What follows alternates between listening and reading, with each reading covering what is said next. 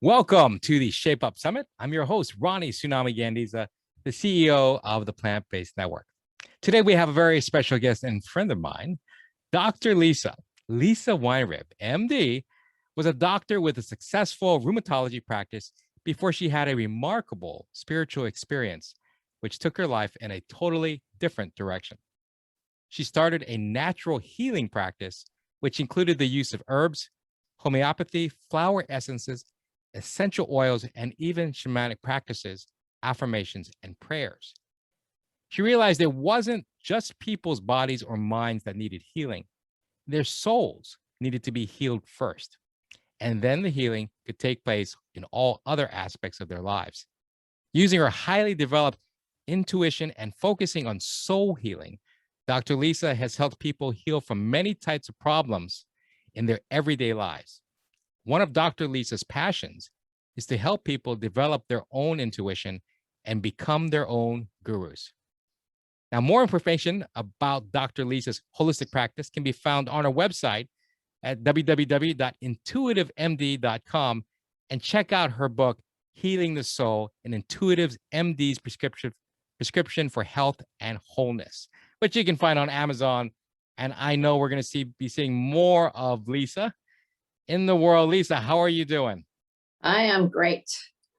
Big fan of yours. Know firsthand what you can do, what you have done. So I'm absolutely thrilled to have you part of the Shape Up Summit. And we talk about intuition. If you don't mind, let's really talk first about some of the things that people really need to clear up first, right? Like first, before we get into our full questions, can you explain to people what intuition is? That's a good question. There's different definitions of it. It basically is the opposite of logic in a way. You have your logical sequential thinking where A, causes B, B causes C. What intuition does is it really focuses on more of a big picture kind of or an instinctual reaction to a situation, what your gut is telling you versus what logic is dictating. So it's more of an inner knowing about something that's going on, and you just don't know how it got there, but something has put a thought in your mind that could it be this, even though there's no logic stating that it could be. And it's hard for people to grasp, but everyone has this ability. Now, what caused you to make the change from being a conventional doctor as a rheumatologist to a holistic practitioner? And, how did it all happen? Well, I had this, very good background. I trained at USC, LA County for my rheumatology training and really loved what I was doing. But over time, because of the demands of a family, I started to see patients that were less intensive treatments, like, instead of seeing lupus patients or rheumatoid patients, I transferred more to patients with fibromyalgia, chronic fatigue, some rheumatoid arthritis patients, but not really emergency type patients. And in that practice, I started coming upon patients that were only seeking pain meds and disability statements to be filled out because they had not had a good response to conventional treatment. And this was maybe in the 90s. This is before some other treatments have come out with for fibromyalgia. But even now, some people don't really respond very well to those medicines. So I became very disillusioned and kind of depressed about, well, there's nothing really here. So I started learning about different medicine, different types of herbal medicine, essential oils. I learned about flower remedies. I even got board certified in homeopathy. And I just started studying these different alternative type of therapies and either tried the techniques or I would learn about them because they don't teach this in medical school. After I did this training, I came upon another technique called emotional freedom technique. And that's where you tap on various parts of your body that helps release negative emotions. And because I wanted to work on anger, kind of runs in the family, a little temper. And on the 10th session, I had a very unbelievable spiritual awakening. I had an out of body experience. And you have to understand, I come from conventional background and I was pretty much agnostic, not really religious. And I just felt like I was looking down at my body, and I had all these profound revelations. I could see back to the beginning of time. It was like having a psychedelic experience without drugs. And I had always been intuitive, but I would push that aside. I would know what was wrong with someone when they were standing in a doorway, and I would just ignore it. I go, nope, you have to do the history, the physical, the lab, the x-ray, whatever. And I would come up with the same, the correct diagnosis, even though I already knew it ahead of time. So when I had this experience, I had to rethink everything.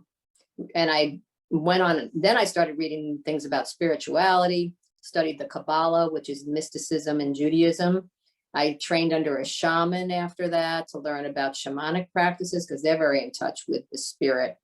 And then I read a lot of books on spirituality and actually read books from different physicians that had learned about, been involved with past life experiences or intuitive development, like Judith Orloff, and then Brian Weiss that wrote the book Many Lives, Many Masters, just different things because this is something that I never really knew anything about. So that's, it was pretty much being pushed or shoved into this work with, out of nowhere, really.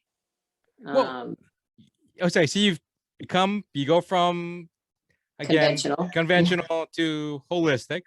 Right. So how has that impacted your practice now? Well, over the years, I eventually left conventional practice, though currently I am doing telemedicine because of the COVID virus. I've helped out quite a bit on that because it was just a necessity. It was terrible. So I have kept my conventional license going, but my love has been holistic because it's much more rewarding. So over the years, I've fine-tuned my own specific technique by blending all the things that I've read and studied into a very efficient and effective way of helping people clear negative cell memories or the effects of negative experiences on their body, mind, and soul, and then heal actually the damage done and even cure some things that have been considered chronic problems. But it's expanded into physical, mental, emotional, spiritual, financial / life purpose, and intuition, even improving people's intuition and even their environments. So it's basically one-stop shopping, but people, don't necessarily focus on one item. They might, focus on a few different things in an individual session, regarding that. But these are things that people feel they're blocked or stuck, that they can't seem to resolve on their own despite their best efforts, or have gone with conventional medicine and only had partial relief or no relief or side effects, something like that, as far as the physical. Well, let's talk a little more about that. So what are some of the type of issues that you hear, more frequently, especially now, in times where there's a lot of anxiety and so on, but what are some of those specific issues that you've been able to help with intuition? Well, using my intuition, I've helped people. I've worked on actually people with chronic fatigue or fibromyalgia, people with asthma, diabetes, just standard chronic illnesses, various aches and pains that they can't figure out. But I have even much more, different testimonials, of course, and healings that I've done that are in my book that, deliver information about various miraculous stories. There are those, but then there are others that have basic things that they've struggled with physically that are longstanding conditions that they can't get anywhere with. And then a lot of times there are people that are just suffering from anxiety or depression. I have done some mental health disorders, but usually not severe. I did treat once a paranoid schizophrenic. That was a little tricky. He was about 6'5", and I was a little scared. So I really don't like to, I really would shy away from those. I'm not a psychiatrist, but he was very interested.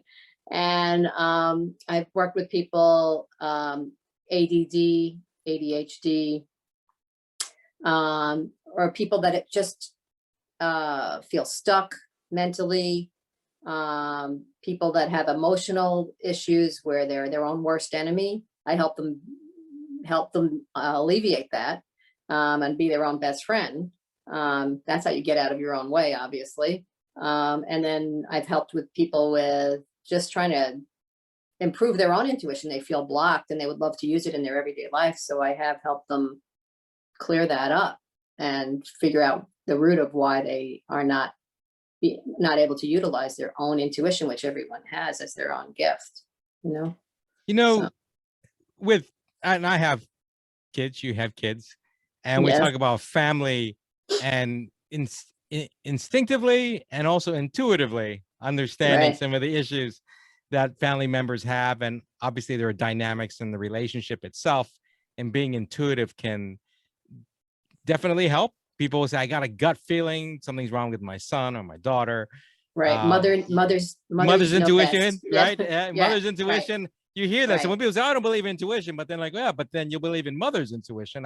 I just know. So, what are some techniques to help people improve Well, I their think intuition? there are a lot of benefits to meditation, which is excellent to dial down your sympathetic nervous system, which is your fight or flight response.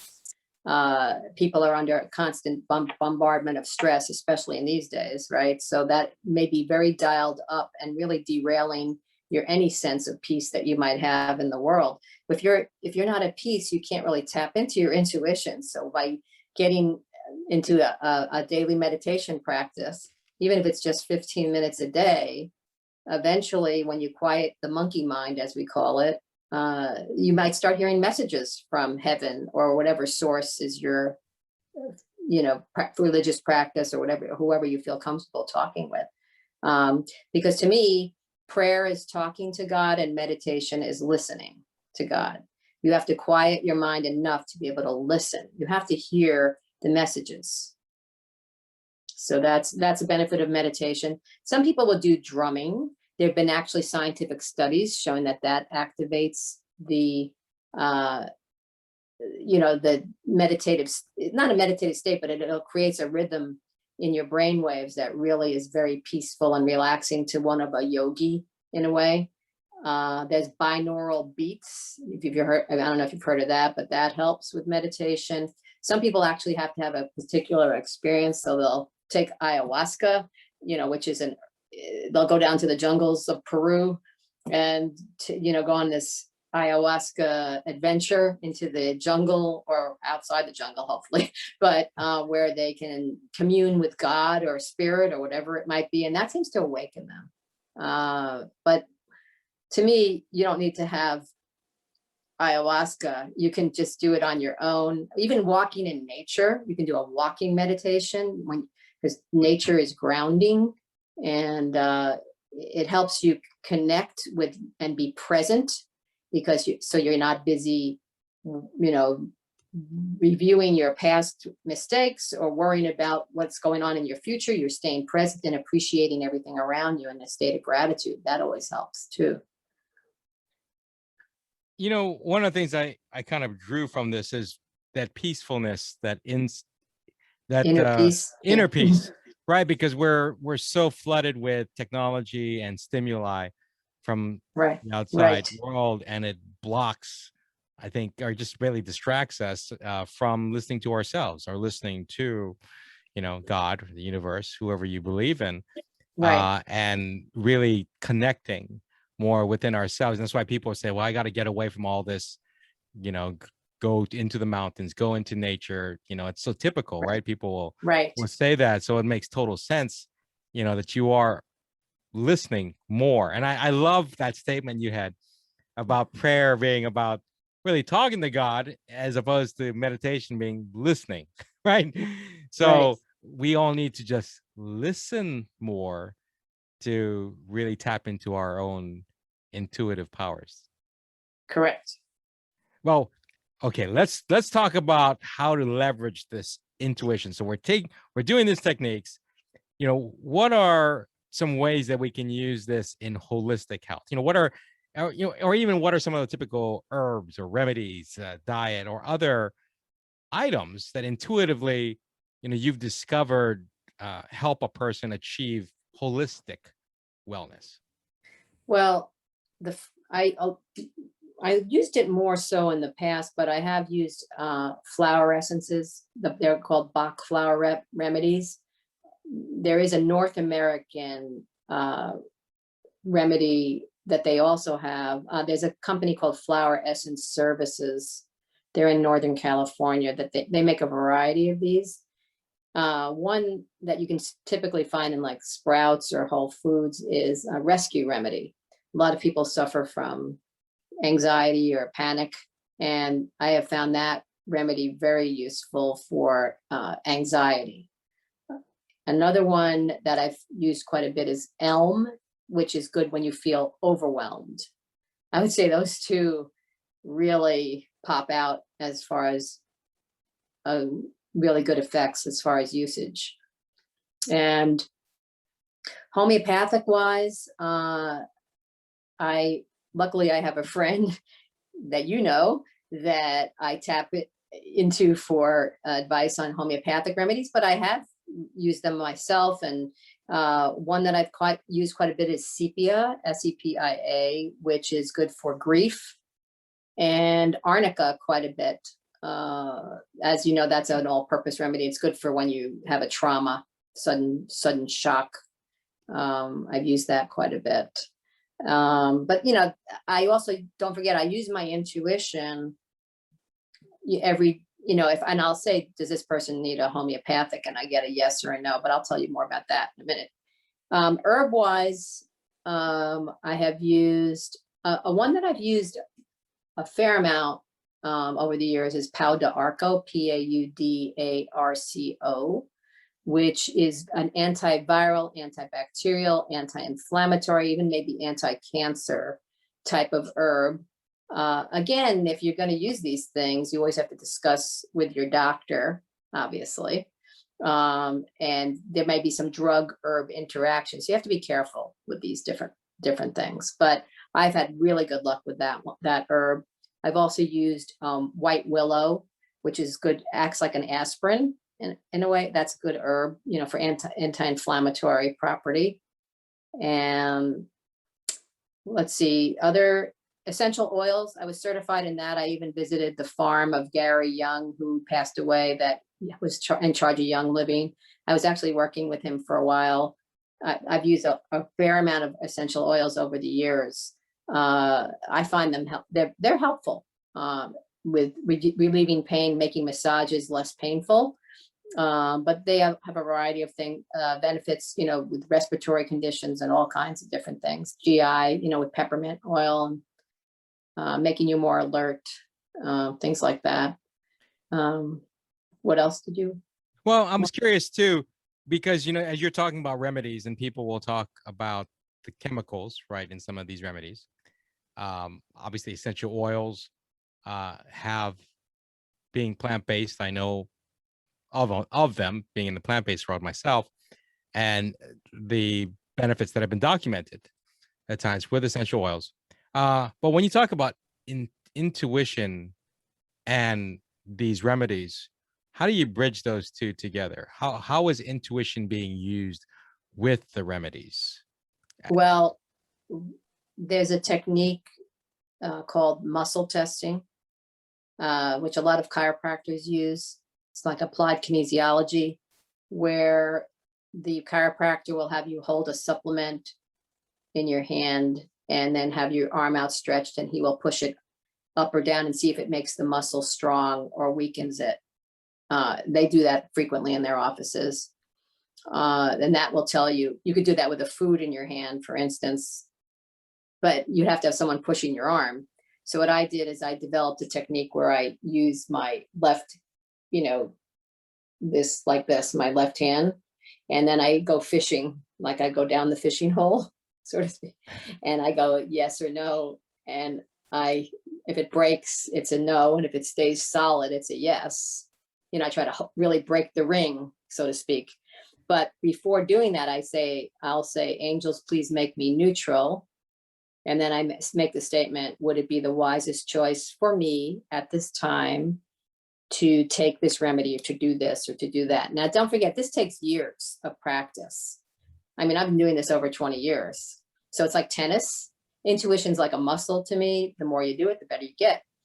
And I have used that technique, like we talked about. And I also developed my own, where I put my hand over my heart chakra, and I will ask that, get neutral again. You can't be attached to the outcome when you're asking intuitive questions to yourself. Otherwise, you will just steer yourself into a ditch, and because you're too attached. And so if you end up getting a yes to one of your questions, you'll go forward slightly. And if you go backwards, repelling you, it'll be a no. And if you don't move at all, then it's a neutral answer. Sometimes you have to reword your question if you get weird, yes and no's, and you get all messed up. You have to maybe reword it, maybe you're not supposed to know the answer. You're supposed to learn a lesson. So it's helpful to a degree, quite a bit. But again, it's one of those techniques you have to practice.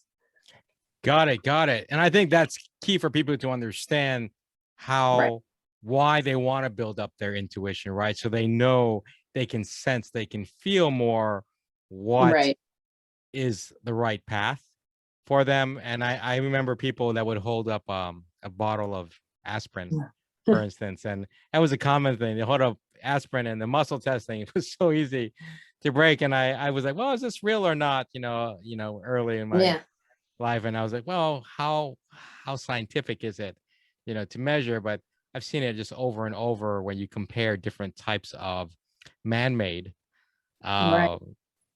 medicine, we say, to help versus something more natural, like an essential oil, for instance, that's derived from a plant. So what I did not mention to you, which is very important, and pertains to the plant-based network, is that I have used my intuition very often on assessing whether a person might benefit from a specific food or foods or particular diet. As you know, food is medicine, and oftentimes it will be a plant a vegetable of some sort. More so than a fruit. I would say more times it's a vegetable, but it could be an exotic vegetable that I haven't even heard of. So when I use my intuition, sometimes I will go through the alphabet, and then I will look up online vegetables A to Z, and I'll go, oh, and I ask my intuition, is it this one? And they'll say yes. And I'll go, how many times a day, how many days? And it's like a food prescription.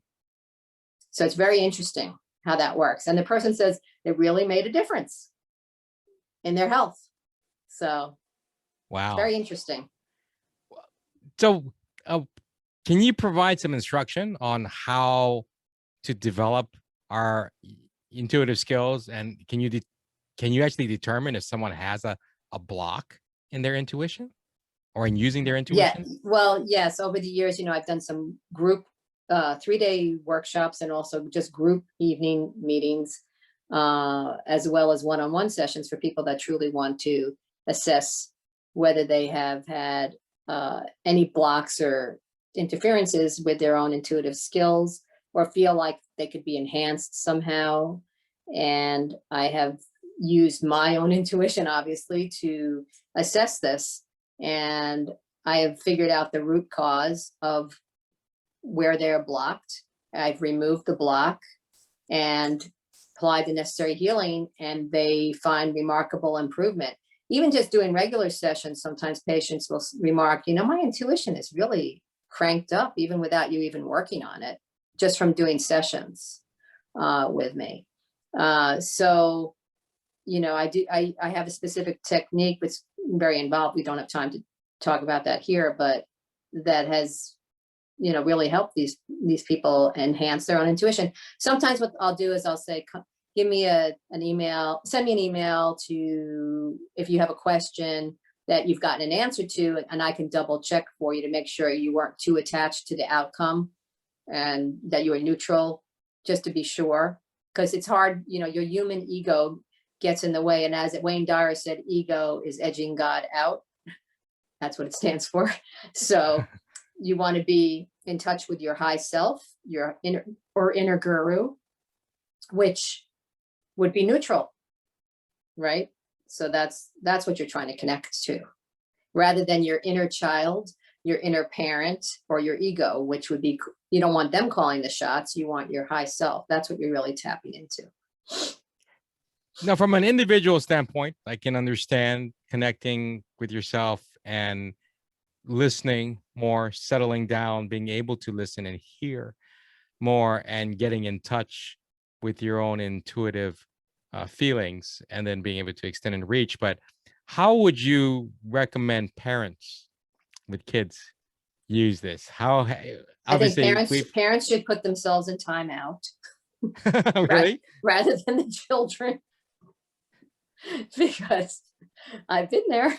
I have 2 adult children now that still test me on a regular basis. So I feel their pain. Yes, children can be wily little critters. You really do have to, honestly, you have to put yourself in timeout. If you react to whatever they're doing, you give your power away. That's how it works. And you don't want your children to be calling the shots. You have to be calling the shots. You're the parent.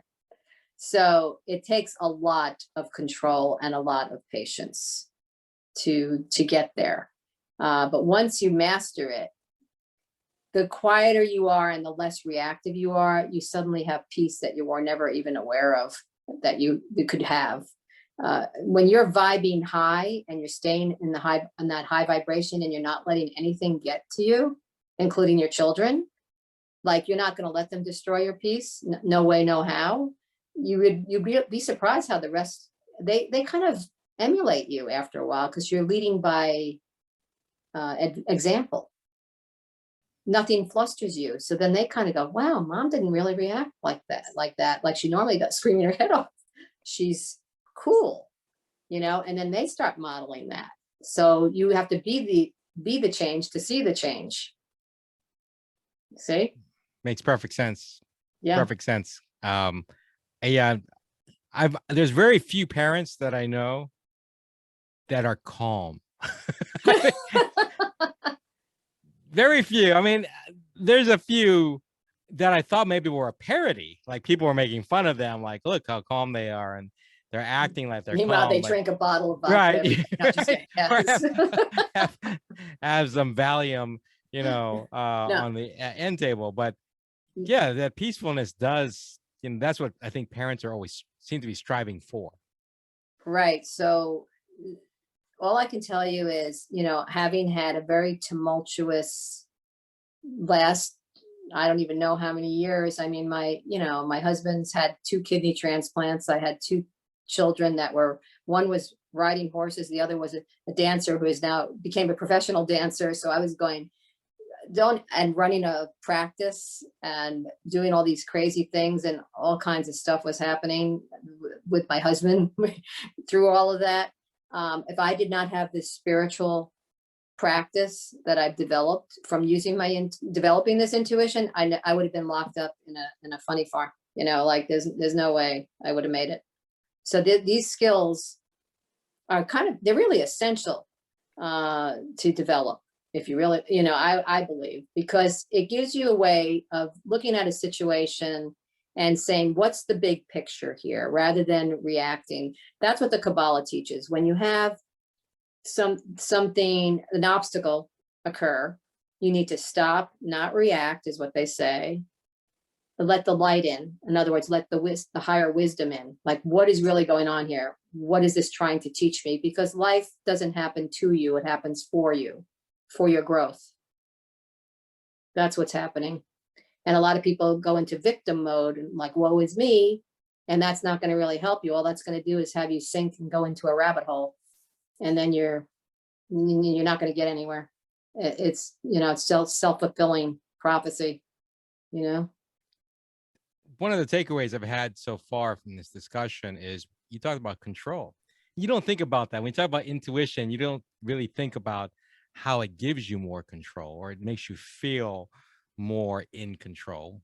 Obviously, there are some things that we're not in total control of. Sometimes our kids, but in terms of being able to listen and connect and to sense more rather than simply reacting off the cuff. Again, that part of Right. that is that anger and frustration. It can build up, but being able to think about it, relax, and connect again, I think is one of those skill sets that every parent needs to Well, needs the to build bottom up. line is the only thing that you can control is you. You have a choice how you want to respond or react in a particular situation. Do you want to take the high road or do you want to take the low road? See how the low road works for you.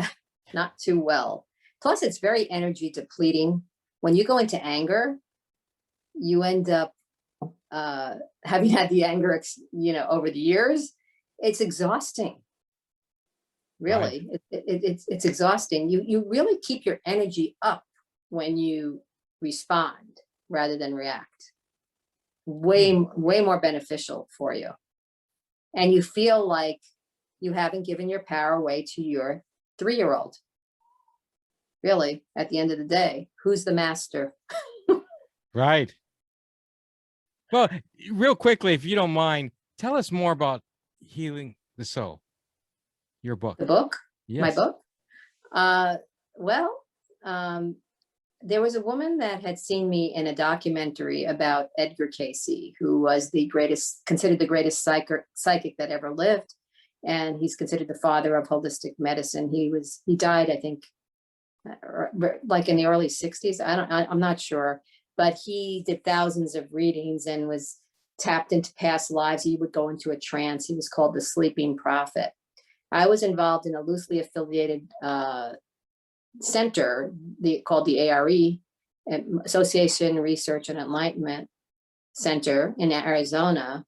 And there is the ARE, I believe it's the ARE Association in Virginia Beach, which we were loosely affiliated with. And when I was there, they offered me to be a part of an Edgar Cayce documentary where I was in the tail end of this DVD that they made. And they interviewed me, and I gave examples of a couple of my miraculous patients that turned their life around, basically. And Gretchen Douthit is the person that is the co-author of my book. She saw that Scott documentary and said I should call her. That was me. And that was 2018. And I ended up doing a 3-day couple of retreats at her house with a bunch of people on holistic health. And then we ended up writing a book together. And this is the book that you just mentioned, Healing the Soul. And she does a series of interviews with me about all that I have done. And what I do is I give you a background as well as talk about how to tap into your intuition and different techniques to use, and the different stories on relationships, on health, on developing intuition, on emotional issues, physical issues, and then even give examples of various modalities, herbs, etc., that people could use, and maybe use your own intuition to see which ones would resonate to you. So it's not only really fantastic stories that are true, but also some information about technique and items that you might be able to use in your everyday life. And I found people say that they actually felt healed by reading the book, just from looking at the words. Because to me, your eyes are the windows of the soul. They say this. When you read something, sometimes it's very healing because your soul recognizes it. You don't even have to understand it; just see it. It's very healing. So I have, developed that. We wrote that book, and we continue on, and we're fast friends. And she's visiting me actually tomorrow. Wow. So you're still in connection, working on? Are you possibly working on another book? She and I have spoken about it. We're almost thinking about like a recipe book for healing, an A to That Z. actually I think that's a good thing. We We could need even something like that. collaborate on that, There we go. We'll Yeah. talk about that. Well, what's the best way, Dr. Lisa, for people to get a hold of you or to learn more about you? Well, the website that you quoted, the www.intuitivemd.com, has my phone number and a chance if you needed to have more specific questions answered, if the website wasn't informative enough, that you could email me. And if you needed to pre-book an appointment, you could do that, prepay, pre-book, and look at the different schedules. I also will be offering, well, I have over the years, but I'm intending on offering 3-day weekends, intensives and Zoom group meetings for people that can't afford the one-on-one to do various topics. I think you and I were talking about that as well, that we might be able to do that, which I think is helpful for people that just don't have the time and just want to get their answers questioned, and then they have to have it in a group format kind of thing. But Well, yeah, we'll have links to your site right here on the Shape Up Summit. And again, Dr. Lisa, just want to thank you so much you are welcome. for what you've done. And again, everyone, if you want to learn more, just go to intuitivemd.com. Thank you, Lisa. You are welcome.